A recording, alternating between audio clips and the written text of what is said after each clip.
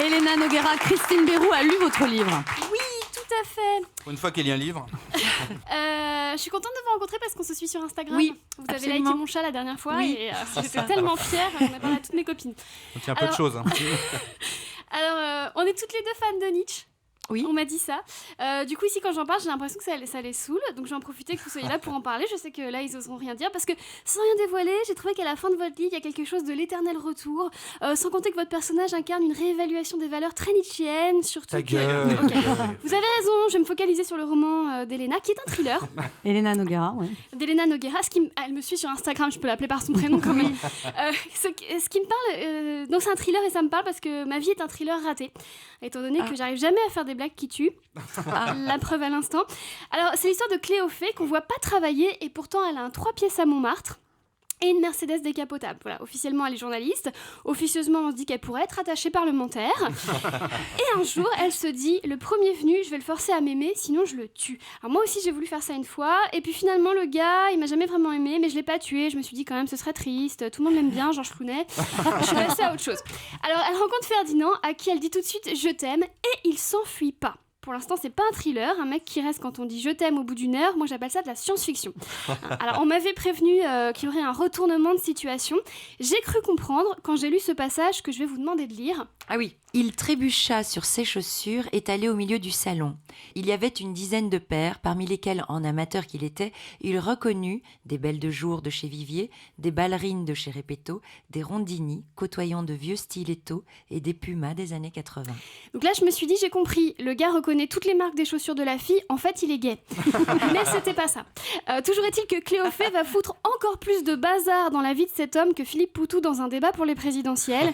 Parce que c'est une hédoniste, une fille entière. D'ailleurs, dans le livre, elle fait que de boire de l'alcool et manger italien. Dommage que l'histoire ne fasse que 200 pages. Encore 300 pages et elle allait faire le même poids que moi. Alors, Cléophée prend de la drogue aussi. D'ailleurs, pour avoir des noms de drogue crédibles, vous avez demandé à votre nièce quelles étaient les drogues à la mode en 2017. Alors moi, j'ai demandé à ma nièce quelle était sa drogue. Elle m'a répondu le Nutella. Donc, on n'a pas la même famille. Cléophée emmène Ferdinand en Italie avec un revolver dans sa boîte à gants. Oui. Mais en vrai, ce qui m'a stressée, je vous le dis, c'est pas qu'elle prenne une arme. Ce qui m'a stressée, c'est plutôt qu'elle ne prenne pas de brosse à dents. Je me suis dit, si elle le tue pas avec le flingue, non mais c'est vrai, elle va le tuer le lendemain au réveil sans faire exprès en voulant l'embrasser. Mais bon, donc je vous le dis en tant que lectrice. Oui, pour la c'est prochaine vrai. fois, mettez toujours une brosse à dents dans Mais la boîte. c'est vrai. C'est perturbant pour la Une lectrice. pocket brosse à dents. Ouais. Voilà un petit truc bon. Oui. Mais en résumé, Ciao à mort, c'est la thématique du je t'aime moi non plus, qu'on retrouve beaucoup entre les personnages de romans, de films ou encore entre Benoît Hamon et les sondages. Merci Arnaud de Manche. Mais vous y apportez de la fraîcheur et de l'originalité, ne serait-ce que grâce au petit clip en rapport avec le livre que vous avez publié sur internet. Ce sont des images à la fois rétro mais à la fois filmées avec votre portable. Oui. Vous êtes un peu un mélange entre Godard et Cyprien. C'est ça, Alors, c'est ça. beaucoup de surprises dans ce livre, notamment un petit pamphlet contre le dictat de la beauté. Des magazines féminins, vous qui êtes Absolument. physiquement parfaite, c'est gentil de vous préoccuper des filles normales. Anne et moi, on vous remercie. Beaucoup. Alors, une critique cependant, vous avez choisi comme titre une chanson de Dalida, Ciao e amore. Alors, j'aurais préféré, quitte à choisir une chanson de Dalida, que vous appeliez votre livre Le bikini rouge et jaune à petits pois. Oui. Je vous explique parce que comme j'ai bien aimé votre livre, j'aurais pu dire pour la première fois de ma vie, le bikini, j'ai bien réussi à rentrer dedans. Voilà.